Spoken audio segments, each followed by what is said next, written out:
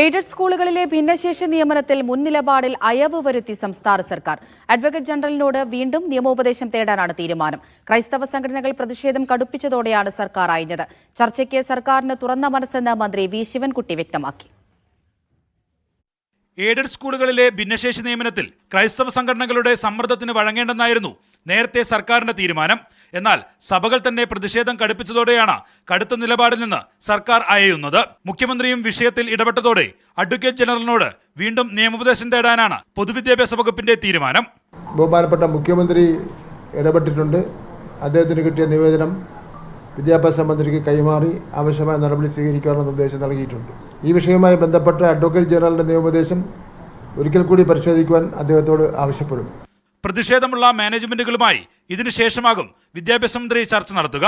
കാലതാമസമില്ലാതെ വിഷയം പരിഹരിക്കണമെന്നാണ് മുഖ്യമന്ത്രി നൽകിയ നിർദ്ദേശം. പ്രതിപക്ഷം നിയമസഭയിൽ ഉൾപ്പെടെ ഭിന്നശേഷി നിയമന വിഷയം ഏറ്റെടുക്കുകയും സഭകളുടെ നിലപാടിന് പിന്തുണ പ്രഖ്യാപിക്കുകയും ചെയ്തിരുന്നു. ക്രൈസ്തവ സഭകൾ പ്രതിഷേധം കടുപ്പിച്ചതോടെ ഈ വിഷയത്തിലെ അതൃപ്തി കേരള കോൺഗ്രസ് എമ്മും സർക്കാരിനെ അറിയിച്ചു.